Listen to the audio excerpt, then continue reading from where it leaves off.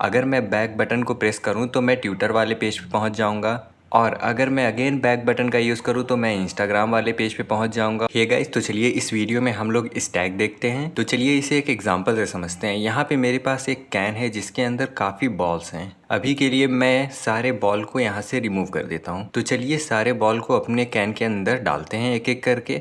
यहाँ पे मैंने सबसे पहले बॉल को कैन के अंदर डाला, तो ये हम लोग का पुश ऑपरेशन हो गया हमारे स्टैक के लिए। मैं अगेन एक और बॉल को पुश कर सकता हूँ। चलिए एक और बॉल को पुश कर देते हैं स्टैक के अंदर।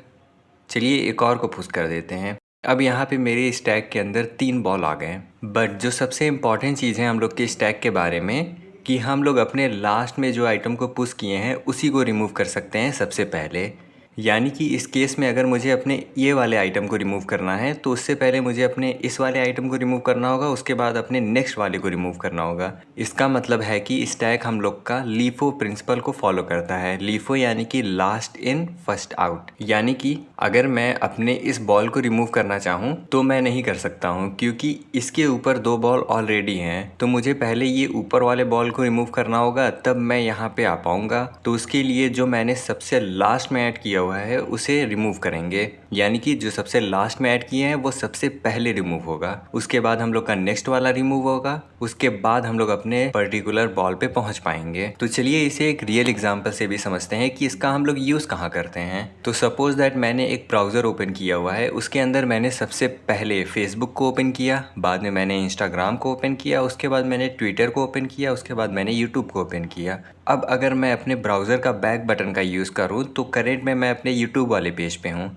अगर मैं बैक बटन को प्रेस करूँ तो मैं ट्विटर वाले पेज पे पहुँच जाऊँगा, और अगर मैं अगेन बैक बटन का यूज़ करूँ तो मैं इंस्टाग्राम वाले पेज पे पहुँच जाऊँगा, और अगेन मैं बैक बटन का यूज़ करूँ तो मैं फेसबुक वाले पेज पे पहुँच जाऊँगा। यानी कि यहाँ पे हम लोग का स्टैक का प्रिंसिपल फॉलो हो रहा है। हम लोग यूट्यूब से डायरेक्ट फेसबुक पे नहीं पहुँच सकते हैं, हम लोग को 1 बाय 1 जाना होगा। तो ये हम लोग का एक रियल यूज़ केस है, कहाँ पे हम लोग स्टैक का यूज़ करते हैं। हम लोग का ब्राउज़र हिस्ट्री भी स्टैक की तरह ही वर्क करता है। तो स्टैक को इम्प्लीमेंट करने के लिए हम लोग एरे लिस्ट का यूज़ करेंगे। हम लोग एरे का भी यूज़ कर सकते हैं, बट हम लोग का एरे डायनेमिक नहीं होता है, इसलिए हम लोग यहाँ पे एरे लिस्ट का यूज़ करेंगे, क्योंकि हम लोग को पता नहीं है कि हम लोग के स्टैक के अंदर कितने ढेर सारे आइटम हो सकते हैं। और इस स्टैक के अंदर हम लोग के पास 2 मेजर ऑपरेशन होते हैं, एक हम लोग का पुश होता है और दूसरा हम लोग का पॉप होता है। पुश के थ्रू हम लोग ऐड करते हैं अपने आइटम को अपने स्टैक के अंदर, और पॉप के थ्रू हम लोग रिमूव करते हैं आइटम को अपने स्टैक के अंदर से। तो ये स्टैक का इंट्रोडक्शन है, इसका इम्प्लीमेंटेशन हम लोग अपने नेक्स्ट वीडियो में देखेंगे। तो होपफुली आपको स्टैक समझ में आ गया हो। तब तक के लिए इस चैनल को सब्सक्राइब और इस वीडियो को लाइक करना ना भूलें। Thanks for watching.